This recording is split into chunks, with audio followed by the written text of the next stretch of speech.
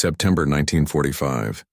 The morning air over Yokosuka Harbor hung thick with salt and ash.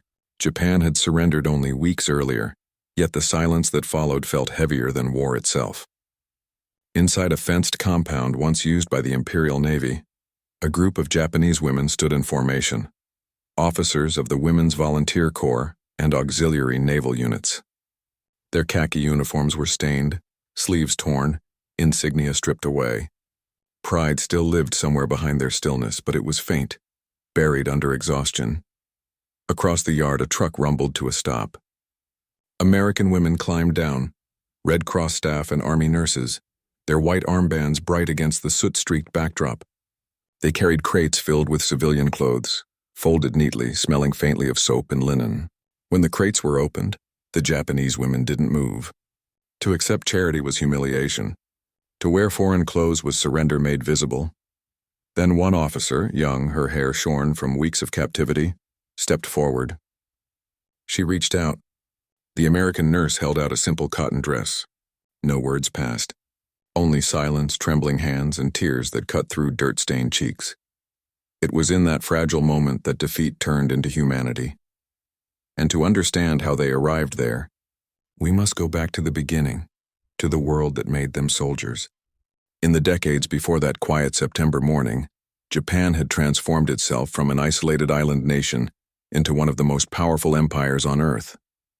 The Meiji Restoration had replaced feudal stagnation with a machine of modernity and discipline. Factories rose where rice paddies once stood. A navy modeled after Britain's and an army inspired by Prussia's emerged almost overnight. Beneath the emperor's image, the people were taught a single, sacred truth. Loyalty to the nation was loyalty to life itself. And nowhere did that belief take deeper root than in the women who served it. In the 1930s, Japan's march across Asia demanded not only soldiers, but an entire society mobilized for total war. Women were expected to bear that burden. The state taught them that their highest calling was sacrifice, as mothers, nurses, or laborers for the empire. They sewed uniforms, raised children to believe in the divine emperor, and filled propaganda reels with smiling faces of devotion. Yet as the war spread across the Pacific, something changed. The empire needed not only labor, but presence. Trained, disciplined women to support the military directly. By 1943, the Women's Volunteer Corps, Joshi Teishin Tai, had become one of the most visible symbols of female militarization. Thousands volunteered or were conscripted into service. They worked in munitions factories, signal stations, hospitals, and supply centers. The Imperial Japanese Navy created its own female auxiliary units, training them in clerical work, communication, and emergency relief. Officers emerged from among them, women educated, articulate, and fanatically loyal to the emperor. Their uniforms mirrored their male counterparts, pressed khaki, the chrysanthemum crest, and the sharp cap that carried the imperial seal. Their training was not merely practical but spiritual. They were drilled in Bushido, the way of the warrior, the same code that bound samurai centuries before. To die for the emperor was not a tragedy, it was honor. In classrooms and drill, fields instructors repeated a mantra: better to die like a blossom in the storm than live in shame. By 1944, these words had ceased to be metaphor. When the war turned against Japan, young women across the empire were told to prepare themselves not for victory, but for death. The empire's collapse came slowly, like a mountain cracking under its own weight. From the jungles of Burma to the sands of Saipan, defeat crept closer to home. Tokyo's skies turned red in the spring of 1945 as incendiary bombs devoured entire neighborhoods. Women who once wore crisp uniforms now dug fire trenches with bare hands, carrying buckets of water to fight the inferno. The war that had promised glory delivered only hunger and ruin. Still, the command from above remained absolute: never surrender. Even as the cities burned, radio broadcasts insisted that victory was near. For the female officers of the Volunteer Corps, this dissonance was unbearable. They were trained to obey without hesitation. Orders flowed down from male superiors who themselves were drowning in desperation. Some were transferred to coastal defense units, others to aid stations or administrative posts supporting the Navy. Many of the women near Yokosuka, Sasebo, and Kure, the great naval cities, prepared for the unthinkable, an Allied invasion of Japan's home islands. They were instructed to take up bamboo spears, to serve as nurses, couriers, or if necessary, to die defending their homeland. Then came August 6, 1945. Hiroshima vanished in a single flash. 3 days later, Nagasaki followed. The unimaginable power of atomic fire silenced even the most loyal hearts. Yet even then, many officers refused to believe it was over. Rumors spread that the emperor would fight on, that the divine winds would rise again. But on August 15th, when Emperor Hirohito's voice crackled through the radio, frail, distant, and broken, the illusion collapsed. "We must endure the unendurable," he said. It was the first time his people had ever heard him speak. Across the nation, the moment was surreal. In cities and barracks, soldiers stood frozen. Women dropped to their knees, unable to comprehend what they were hearing. The emperor, the living god, had surrendered. The code of 1,000 years had been shattered in a single breath. Many officers wept in silence. Others tore insignia from their uniforms. In some places, suicides followed. The shame of defeat, especially among those who had worn the uniform, was unbearable. In the days that followed, the Allied forces began their occupation. American, British, and Australian troops landed across Japan's coasts, not as invaders now, but as rulers of a broken empire. The transformation was immediate and disorienting. Streets once filled with banners of the rising sun were now patrolled by soldiers with foreign flags on their sleeves.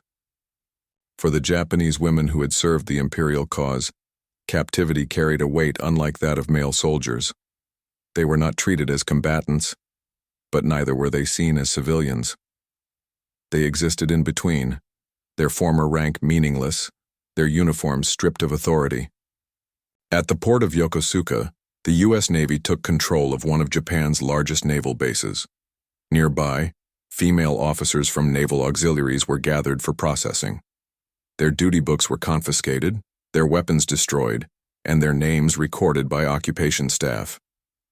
Allied intelligence units questioned each one, seeking to understand the structure of Japan's female military apparatus. But what struck the Americans most was not hostility, it was silence. The women stood rigid, eyes downcast, hands folded, their discipline unbroken even in defeat. Among the Allied personnel stationed there were American women, members of the Red Cross, the Army Nurse Corps, and Women's Auxiliary Services. Many had served in Pacific hospitals, tending to wounded soldiers from Iwo Jima, Okinawa, and Leyte. They arrived in Japan expecting hostility, perhaps even danger. Instead, they found hunger and despair. The female Japanese officers, once feared embodiments of imperial resolve, now shivered in worn uniforms, the fabric thinning under the chill of autumn rain. Supplies were scarce, food was rationed. Their bodies, trained for endurance, betrayed their exhaustion. The Americans faced an ethical question.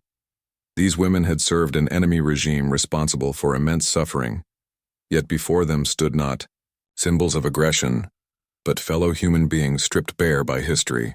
Red Cross officials decided to distribute clothing to all internees, regardless of rank or allegiance. It was a gesture both practical and moral, an attempt to restore dignity in the ruins of empire. Word spread quickly through the camp. Some Japanese officers resisted, refusing to accept charity from their conquerors. They believed it dishonored the uniform they still clung to. Others, too cold and weak to refuse, accepted quietly. The Americans, aware of the cultural weight of the moment, offered the garments respectfully, bowing slightly as they handed them over. There was no triumph, no lecture, only the silent exchange between two groups of women who had lived opposite sides of the same war. To the Japanese officers, that moment was shattering. They had been raised to see the West as both enemy and corrupter, to believe that Western women were frivolous, unrestrained, soft. Yet now, those same women offered warmth and compassion without demand. The contrast between propaganda and reality was unbearable. For the first time, many cried openly, not out of humiliation, but from the sudden recognition of shared humanity. Those tears would later be remembered by both sides, by the Americans who witnessed them, and by the Japanese who would never forget the moment their pride dissolved into sorrow. It was in that silence, in the stillness after the tears, that the true end of the war took form.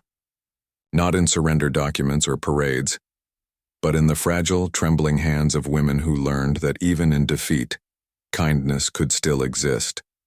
And from that fragile moment of compassion would emerge a story of identity, belief, and the quiet power of empathy that would redefine what victory truly meant. The camp at Yokosuka was not made of barbed wire and cruelty. It was built from silence, the kind that grows between two worlds that no longer understand each other. On one side stood the remnants of Imperial Japan's womanhood, the officers and volunteers who had served a dying empire. On the other, the American women, nurses, clerks, and Red Cross workers, who had followed the armies of liberation across the Pacific, bearing medicine, bandages, and food instead of rifles. The two groups met not on the battlefield, but in the gray space after history's end. Their meeting was quiet, cautious, and human. The Japanese women arrived in groups escorted by Allied personnel who treated them neither as prisoners nor as equals. They were to be processed, documented, and demobilized. Their uniforms were worn thin, boots split at the soles, and caps stripped of insignia. Many had sewn hidden stitches inside their tunics, tiny fragments of paper prayers, lockets of hair, the last pieces of home. They had not been defeated in combat, but in spirit. Their enemy was no longer the American soldier. It was the mirror of truth.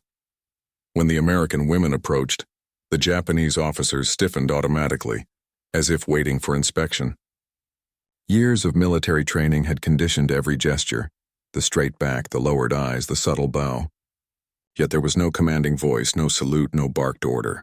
Only the sound of crates opening, the creak of wood and canvas, the scent of soap and fabric mingling with the sea air. The Americans had been instructed to treat the women with dignity. They wore practical field uniforms, khaki skirts, rolled sleeves, medical kits slung across their shoulders. Many had lost brothers, husbands, or friends in the war, yet here they were, facing the very people who had served the empire responsible for those losses. Compassion did not come easily, but it came. The first gesture was simple. A folded dress extended across the air between them. The American nurse smiled faintly. The Japanese officer hesitated, her fingers trembling, her face expressionless. Around her, the others watched, unsure if this was mercy or humiliation. When she finally accepted the garment, bowing slightly, the stillness broke. The American returned the bow awkwardly but sincerely. That shared movement, two gestures of respect from two enemies, carried more meaning than any speech ever could. For the American women, it was an act of service, nothing more. They had been trained to heal, to comfort, to rebuild. They saw hunger, illness, and loss, not the ideology that caused it. But for the Japanese officers, it was something deeper, a fracture in the world they had been taught to believe in. The empire had told them Western women were weak, corrupt, decadent. Yet standing before them were women strong enough to cross oceans, to endure war, and to offer kindness without fear. It was a revelation as painful as it was profound. Among the Japanese ranks, reactions differed. Some accepted the clothing with quiet gratitude, bowing low and holding back tears. Others refused, turning away, arms folded in defiance. Pride was a fragile thread, one that even in defeat many could not cut. "We are soldiers of the Emperor," one woman reportedly said during an Allied inspection near Kure. "We need no charity." Yet hunger would break even the proudest resolve. Within days, the lines at the distribution tables grew longer. American reports from the time described the women as disciplined, silent, extremely polite. Red Cross volunteers noted how they handled the clothes with care, folding them before placing them in their bags. The garments themselves were simple: cotton shirts, wool coats, plain skirts. But to the Japanese officers, they were more than fabric. They were symbols of surrender, of identity stripped away and replaced with something alien. The act of changing clothes was, for many, the true moment of defeat. They had already laid down weapons, lost command, and heard their emperor surrender. Yet while the uniform remained, a fragment of pride survived. When they removed it, when they placed the khaki tunic aside and pulled on the soft American cloth, the war ended inside them. Some wept silently as they dressed, hands shaking as they buttoned the new garments. Others stood before the small camp mirrors, unable to recognize themselves. For the American women, witnessing this transformation was both heartbreaking and humbling. Many had expected resentment or hostility. Instead, they found something else, sorrow wrapped in dignity. They cried quietly, one Red Cross nurse wrote in her diary. Not from fear, but from shame. And I cried with them, though I didn't know why. The gesture spread beyond that single camp. Across occupied Japan, similar scenes unfolded, in schools converted into aid stations, in ruined hospitals, in small rural villages where surrender came late. Everywhere, women who had once sworn to die for the emperor now accepted food, blankets, and clothing from those they had been taught to hate. Each exchange carried its own silent confession. We believed a lie. But the story was not only about sorrow. There was also the emergence of something entirely new, empathy where there had been indoctrination. The Americans, hardened by the Pacific War's brutality, found themselves moved by the quiet resilience of these women. They had been enemies, but not monsters. They had been shaped by forces larger than themselves, propaganda, fear, and duty. The war had trapped them all in roles they did not choose. In this fragile space between conqueror and conquered, a strange equality appeared. Both sides had lost something: faith, innocence, the people they loved. Now they stood together in the ruins, two kinds of strength facing each other for the first time. The Japanese officers began to speak, tentatively at first. Some practiced English they had learned years before. They thanked their benefactors in halting phrases. Others bowed silently, expressing what language could not. The Americans, uncertain of protocol, responded in kind, with smiles, with gestures, with the universal grammar of compassion. A few photographs from that time survive. Blurred, grainy, black and white. They show American nurses kneeling to help a Japanese woman lace her shoes. They show groups of women sitting together in the dust, sharing tea. The uniforms are gone. In their place, plain garments without insignia. The lines that had divided them, race, nation, enemy, ally, and are no longer visible. What remains are faces, human and tired. Behind every tear in those photographs lies a realization that history rarely records. War does not truly end when the guns fall silent. It ends when those who served begin to see each other again as people. Yet beneath the calm surface of these moments, the internal struggle continued.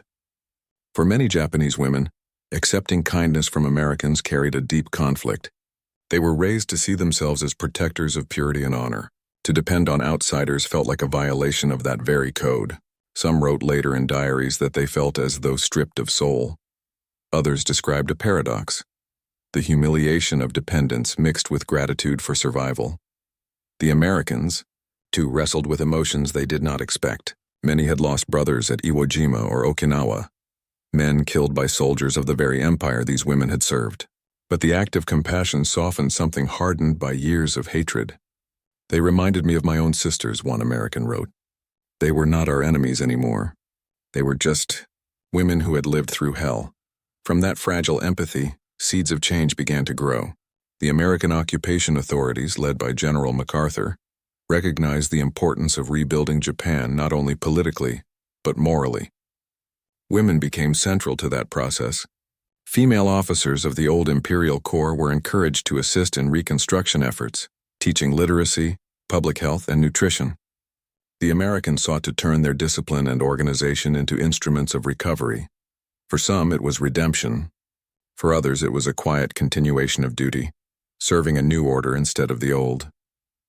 But no matter how they justified it, one truth remained. The world they had belonged to was gone, and the compassion of their former enemies had shown them a new way to exist. The tears shed that day in the camp at Yokosuka were not just for defeat. They were for the realization that everything they had believed, the divine emperor, the noble death, the separation between East and West, had dissolved into the ash of reality. In the simple act of receiving a dress, they had glimpsed a truth larger than ideology, that dignity could survive even in surrender, and kindness could come from the hands of those once called the enemy.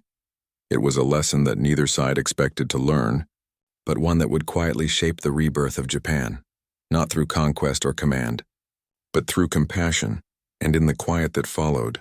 As the sun fell over the camp and the women folded their new clothes, a different kind of strength took root, the strength to live. The morning began with the low hum of distant engines, American trucks rumbling down the dirt road toward the camp. The guards at the gate straightened as dust rose into the pale autumn light. Inside, the women stood waiting. Rows of Japanese officers in faded khaki, hands clasped in front of them, faces drawn and hollow. The sea breeze carried a chill, threading through the wire fences and the smell of damp earth. Somewhere beyond the horizon, Japan's cities still smoldered from the fires of war. The American women arrived quietly, nurses, relief workers, Red Cross personnel, their boots sinking into the mud, their arms full of boxes stamped with the Red Cross emblem. They were led by a U.S. Army major, but it was the women who carried the task. No speeches, no banners, just a job to do. Inside the boxes were plain garments, wool coats, cotton dresses, socks, and shoes. To the Americans, they were simple supplies for civilians. To the Japanese officers, they were symbols of humiliation. The order had come from Allied headquarters. Clothing distribution to all internees to ensure basic decency and prevent disease. But no order could prepare the American women for what they would see. The courtyard was silent when they entered. The Japanese women stood like statues, every breath measured, every movement deliberate. Most were in their 20s or 30s, educated, disciplined, some from noble families. Their uniforms, once sharp and proud, now hung loose and stained. Buttons were missing. The cloth was threadbare at the cuffs. Some still wore their officer belts, though the insignia had been removed. Their shoes were worn to the sole. A few stood barefoot in the mud. The American nurse in charge, Lieutenant Margaret Hayes Ron, stepped forward. She was tall, her expression firm but kind. She had seen too much death to fear discomfort. She looked at the women before her, at their eyes that refused to meet hers. She spoke through a translator. "We have brought clothing. Please come forward one at a time." No one moved. The translator repeated the words in Japanese. Still nothing, only the rustle of fabric in the wind. The women stared ahead, frozen between pride and shame. In their world, to receive charity from the victor was worse than defeat. It was the loss of self. For years, they had been told that Americans were monsters, defilers of honor. Yet here they were, calm, respectful, human. The contradiction was unbearable. Hayes waited.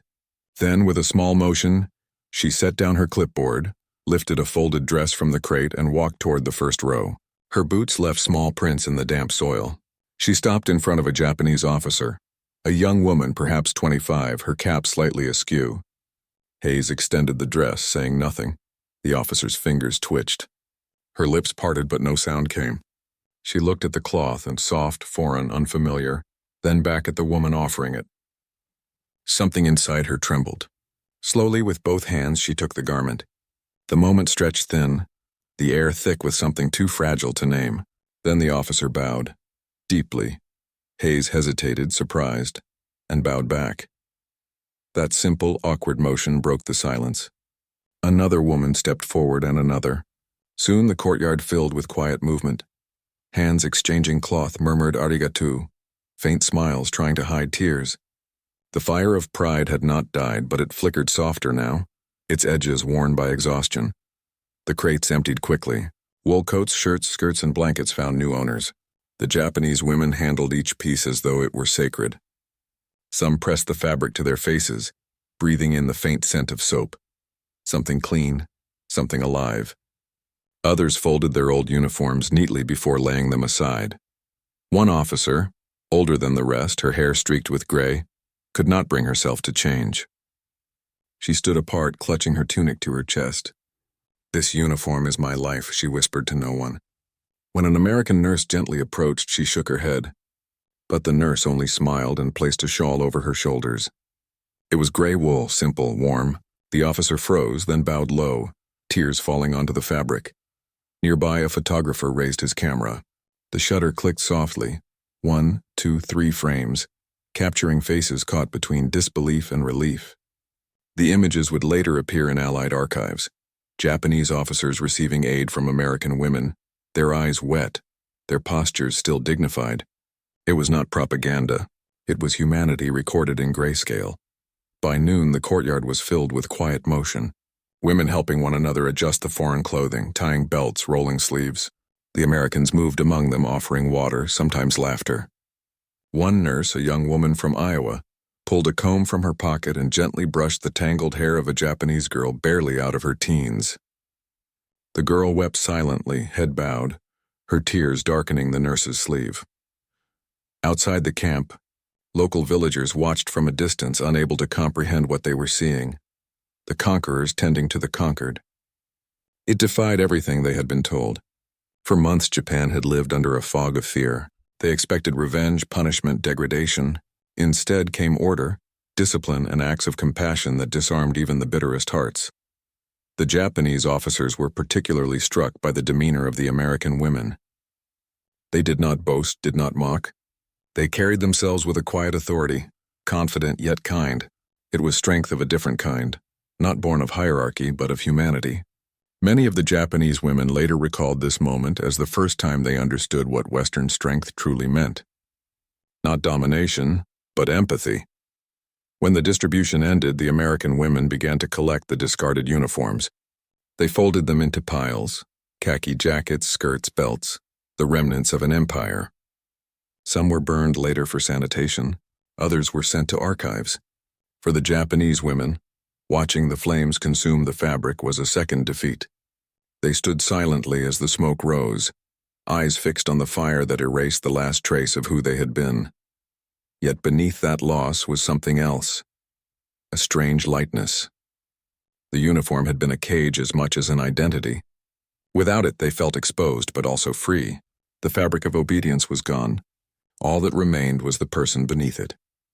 That afternoon, a brief ceremony followed. Allied officers inspected the camp, noting that the women were now appropriately clothed and cooperative. But among the American personnel, the event had left a mark. "I expected hatred," one nurse wrote in her field journal that night, "but found sorrow and grace. They cried and I understood why. We had broken them, but we also gave them back their humanity." The Japanese women in their own diaries recorded something similar. "The enemy gave us clothes," one wrote, "and in that act they took away our hatred." Another wrote, "We were taught they were beasts. Today I saw a woman with gentle eyes. She treated me as if I were her sister. My heart shook." It was in those fragile exchanges and in the quiet bow, the shared glance, the touch of fabric, that the true end of the Pacific War took form. Not on the deck of the USS Missouri, not in the signing of documents, but here, in the dirt courtyard of a camp where enemies became human again. The symbolism of that moment would ripple far beyond its fences. In American magazines, a few photographs appeared under the heading "Mercy in Japan." In Japan, stories of the event spread quietly, whispered between families who could scarcely believe them. To many, it became a parable of surrender. Not the humiliation of defeat, but the rediscovery of compassion. For the women who lived it, the memory never faded. They carried it into their later lives, into a Japan rebuilding from ruin. Some became teachers, nurses, social workers, professions that mirrored those of the American women they had met. Others remained silent, their memories locked away until age softened their pride. But when asked decades later what they remembered most from those days, many gave the same answer: the kindness of the enemy. It was a kindness that did not erase the past, but illuminated it, revealing the thin line between duty and delusion, pride and pain. In the simple act of giving and receiving clothing, two nations scarred by war had touched the same truth. Compassion is stronger than ideology, and sometimes it takes defeat to rediscover humanity. As dusk fell over Yokosuka that day, the courtyard emptied. The Americans packed their crates, their faces weary but calm. The Japanese women returned to their barracks, each carrying a small bundle of new clothes. The sound of the sea echoed faintly in the distance, mingling with the rustle of fabric and the quiet sobs of those who had finally allowed themselves to feel. No words could have captured the weight of that silence. No history book could have explained it fully. It was the sound of pride dissolving into something far greater, understanding. And from that understanding, the world would begin to rebuild. The war was over, but its shadow lingered over Japan like a low, unmoving cloud. When the guns fell silent and the flags came down, what remained was hunger, rubble, and the question of how to live again. For the female officers who had stood in that courtyard at Yokosuka, the surrender did not end with the signing of papers. It began with the weight of survival, a slow, painful awakening to a world stripped of everything they had believed sacred. They were no longer soldiers. The empire they had served no longer existed. The oaths they had sworn to the emperor dissolved with the surrender broadcast. Their ranks meant nothing now. Their uniforms were gone, their insignia burned. In their place were civilian clothes. Soft, unfamiliar, foreign. They wore them awkwardly at first, like borrowed skin. Yet as days turned into weeks, those garments became their bridge to a new life. The Allied occupation, led by General Douglas MacArthur, began a process unlike any in history. The dismantling of a warrior nation and its rebirth as a democracy. Tokyo lay in ruins, Hiroshima and Nagasaki in ashes, but the spirit of reconstruction moved swiftly. American administrators, teachers, and nurses fanned out across the country, determined to rebuild not only infrastructure, but the Japanese mind. And women were to be at the heart of that transformation. In 1946, Japan's new constitution was drafted under Allied supervision. It guaranteed equal rights for women, a radical departure from centuries of patriarchal tradition. For the first time, women could vote, own property, and hold public office. The news spread like quiet wildfire through communities still living amid rubble. But for the former officers of the Women's Volunteer Corps, the change was bittersweet. They had already known leadership, discipline, and responsibility, but under a flag that no longer existed. The world now asked them to redefine those same traits for peace instead of war. Many accepted the challenge. Some joined post-war social organizations, teaching hygiene, nutrition, and child welfare. Others became interpreters or assistants for the Allied administration, using their education and precision to navigate the new order. Their military efficiency, once feared, became an asset in rebuilding Japan's bureaucracy. The same women who had organized munitions shipments or medical supply lines now coordinated food distribution and housing relief. In their silence and orderliness, the Americans found unexpected allies. Still, the emotional burden remained. Diaries from that period reveal a quiet struggle between pride and guilt. "We gave our youth to a dream that died," wrote one former naval officer in late 1946. "Now we must learn to live without believing in anything but work." Another confessed, "The enemy showed mercy, and I cannot forgive myself for accepting it." Yet through this internal conflict, something remarkable occurred, a collective resolve to rebuild not through vengeance but through diligence. The same discipline that had fueled their wartime devotion now powered Japan's reconstruction. For the American women who had stayed behind, nurses, Red Cross workers, and occupational advisors, Japan became more than an assignment. It became a mirror. They saw in the faces of Japanese women the reflection of what they themselves might have been under different circumstances. Bound by duty, trained for sacrifice, shaped by propaganda. The shared experience of war, though from opposite sides, created an unspoken empathy. When they walked through ruined neighborhoods or taught in makeshift classrooms, they no longer saw enemies. They saw women who had endured the same hunger, the same loss, the same ache for normalcy. In one Red Cross report from 1946, an American nurse described visiting a rehabilitation center in Yokohama. There, former Japanese auxiliaries were sewing garments for children displaced by bombing raids. She wrote, "They work in silence, their stitches even and precise." I asked one why she volunteered. She said, "Because once you gave us clothes. Now I must give them back." That small act, sewing dresses for war orphans, became a symbol of Japan's quiet redemption. No grand speeches, no political theater, just hands repairing what had been broken. Beyond the camps and cities, the transformation reached Japan's rural heart. Women who had once trained in imperial service schools returned to their villages to find their families gone, homes destroyed, fathers disgraced. Yet even in poverty, they carried the memory of that day when their enemy had treated them with humanity. It became a private measure of what the new Japan might be, a place where mercy replaced obedience. By the late 1940s, Japanese society began to shift. Education reforms opened classrooms to girls. Propaganda posters from the occupation government showed women in modern dresses. holding books instead of rifles. The ideal of the obedient daughter of the emperor was replaced by that of the independent citizen. It was not an easy transition. Tradition fought back fiercely, but it was irreversible. The former officers found themselves between two generations. To the old, they were tainted by defeat. To the young, they were relics of a world that no longer made sense. Some withdrew into anonymity, working as clerks, nurses, or teachers. Others became silent witnesses to a country learning how to be human again. And though their faces disappeared from public memory, their experiences shaped the conscience of post-war Japan, the understanding that dignity was not found in conquest, but in compassion.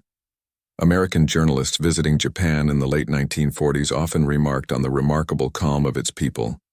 A nation of survivors, one wrote, who have learned that endurance is stronger than defiance. That resilience came from those who had lost everything, men returning from the front, children without homes, and women who had seen the empire fall with their own eyes. It came from those moments, small and unrecorded, when pride yielded to empathy, like the day in Yokosuka, when a folded dress changed the course of a life. By the early 1950s, as Japan began its economic recovery, many of the former auxiliaries had integrated fully into civilian life.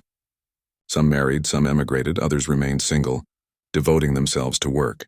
Yet nearly all carried a quiet memory that resurfaced only in old age, of the American women who had shown them grace when the world seemed to have none left. In interviews decades later, survivors spoke of that day with a mix of gratitude and shame. One said, "It was the first time I understood that kindness does not depend on victory." Another recalled, "When she bowed to me, I felt I had seen the soul of America, not the one of planes and bombs, but the one of mercy." The Americans, too, remembered. In letters home, many described the Japanese women not as enemies but as lost sisters. They wrote of the tears, the silence, and the haunting dignity of those who had served a cause that betrayed them. For some, the experience transformed how they saw the world. "I went to Japan thinking I would help rebuild a nation," one nurse wrote years later. "But what happened was that they rebuilt me." The friendship between the two nations that emerged from that occupation would become one of the closest alliances of the 20th century. Yet beneath the treaties and trade agreements lay the quiet legacy of those human exchanges, moments of empathy between individuals that no diplomacy could replicate. The female officers who once stood in perfect ranks became invisible architects of a moral reconstruction. They taught discipline to new generations, but now it was discipline without ideology. They taught order but not obedience, pride but not arrogance. Their tears shed in silence as they accepted the clothes of their conquerors became symbols of Japan's rebirth. Humility transformed into strength. Years later, when asked about the occupation, one of the American nurses who had been there said simply, "It wasn't mercy we gave them. It was a chance to start again." And indeed, that is what it became, the beginning of something no one had foreseen. The kindness shown in that courtyard did not erase the horrors of the war, but it opened a path through them. It allowed two nations once bound by hatred to rediscover one another as human beings. By the mid-1950s, Japan had changed beyond recognition. Cities rebuilt, factories roared, schools filled with young women who no longer saluted portraits of the emperor, but read freely from books of science, art, and philosophy. The same society that had once taught women to die now taught them to lead. For the generation of female officers who had lived through both worlds, this was the final vindication.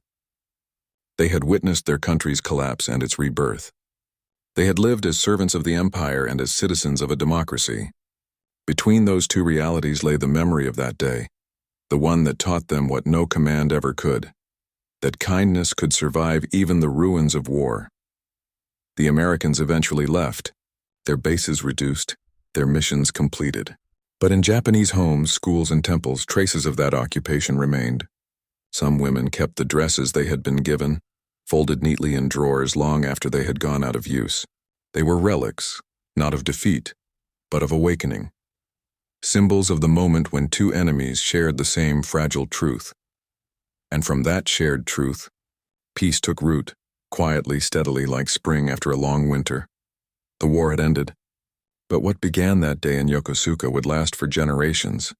It was more than the giving of clothes. It was the giving back of humanity. And from that fragile gift, a nation learned to stand again. The photograph would fade with time, edges curled, the silver tones softening into gray, but the moment it captured would never vanish. Two women, once enemies, standing in a ruined courtyard, one offering a folded dress, the other bowing, tears slipping onto the fabric. No flags, no speeches, just a quiet exchange of humanity where pride once lived. History remembers wars by their battles, their generals, their victories. Yet the truth of peace is found in smaller acts, the gestures that pass unnoticed, the kindnesses that mend the wounds no treaty can reach. When those American women stepped onto Japanese soil with boxes of clothing, they carried more than supplies. They carried the possibility of forgiveness. And when the Japanese officers reached out their hands to accept them, they did something even greater. They allowed themselves to be human again. In that moment, the myths of empire dissolved. The divine and the defeated met as equals. The ashes of a broken world made room for something fragile but enduring. Understanding. The women who once wore the emperor's crest would go on to rebuild schools, families, and a country that swore never to wage war again. The American nurses and relief workers returned home, forever changed, carrying the memory of eyes once hardened by loyalty, now softened by gratitude. Decades later, as Japan rose from ruin into peace and prosperity, the story of that day remained mostly untold, passed quietly from one generation to the next, yet its meaning endured.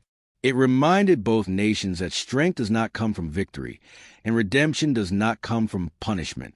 It comes from empathy, the courage to see an enemy as a reflection of oneself. For in the end, it was not the bombs or the surrender documents that rebuilt Japan. It was a quiet mercy of women who chose compassion over hatred. And somewhere in those gray photographs, in the bowed heads and trembling hands, the world can still glimpse the rarest victory of all, the triumph of humanity itself.